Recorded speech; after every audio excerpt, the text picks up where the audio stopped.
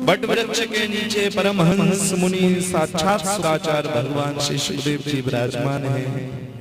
उनके आसन के नीचे राजा परीक्षित विराजमान हैं। परीक्षित हाथ जोड़ के भगवान के सामने बैठे हैं और प्रश्न कर रहे हैं और परमहंस भगवान श्री सुखदेव के नेत्र बंद करे हुए हैं और भगवान के तेरे गुणानुवादों का गायन कर रहे हैं।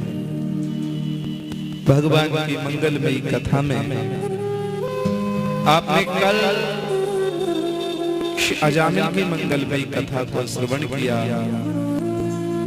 जो कहे भाव उभाव अनख आलस हूं, नाम जपत मंगल ऋषि दस।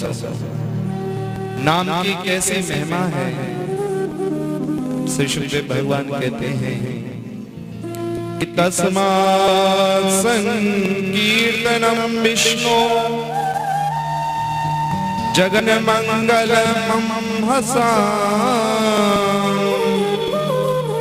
महताम विकौरव्य विद्धि एकांति निष्कृतम्।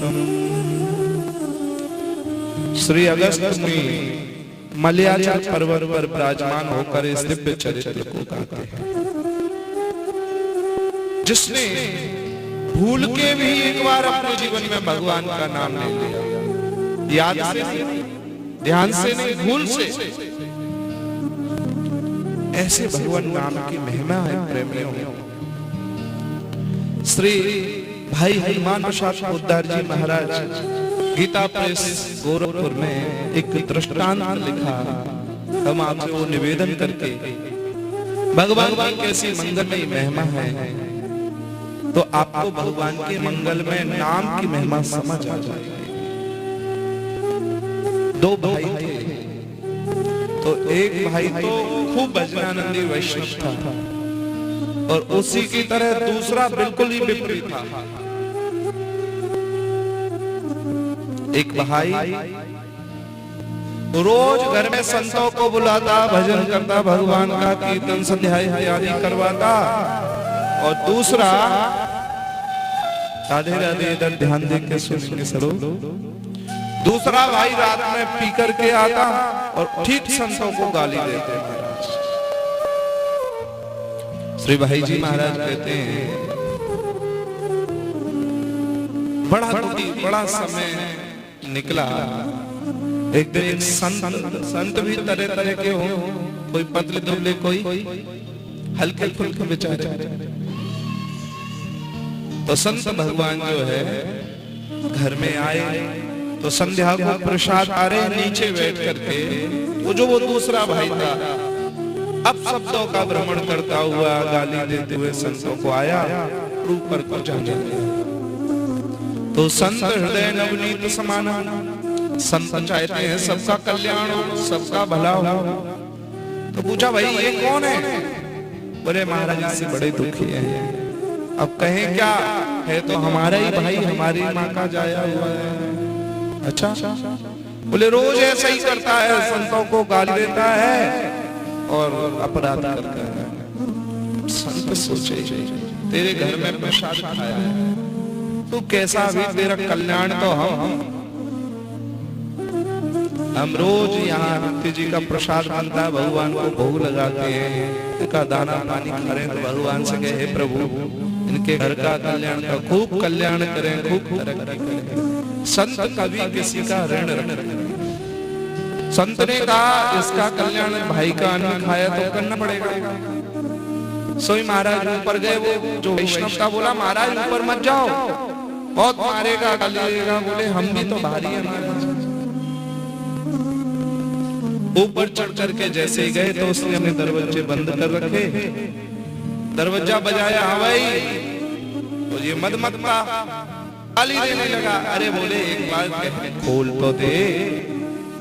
जैसे ही महाराज उसने खोला, सो ये जो संत थे थोड़े हट्टे कट्टे थे, मोटे थे, सो इसको पकड़ के नीचे पटक लिया धड़ा से और इसकी छाती पे बैठ गए। संत भारी भरकम थे, सो छाती पे बैठ गए और बोले बोल राम।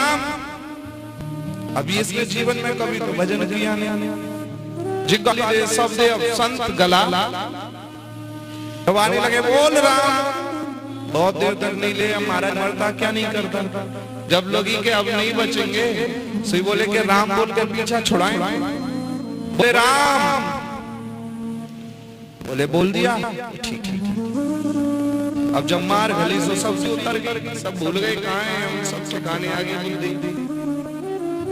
बोले देख बेटा, एक काम करना, हमारी बात मान ले, इस राम नाम का कोई मोल देना तो लेना नहीं बस, और ले तो पहले पूछ लेना कि इसका मोल क्या है।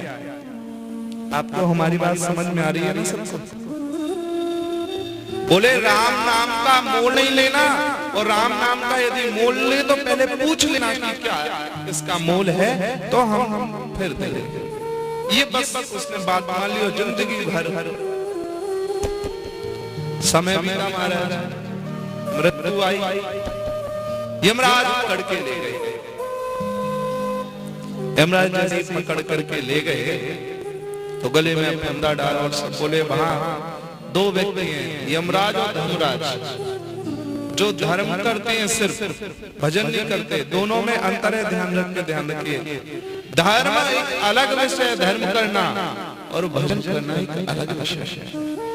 धर्म करना आप गया की सेवा कर रहे हैं, निर्धन की सेवा कर रहे हैं, किसी गरीब की मदद कर रहे हैं, कथाओं में सेवा कर रहे हैं, इस धर्म करना है, पुण्य के काम करना है।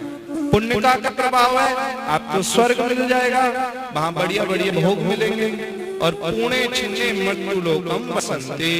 जैसे ही पुण्य खत्म हुए, बैंक अकाउंट सुबह से इंद्र जी देंगे, नीचे धरती पर।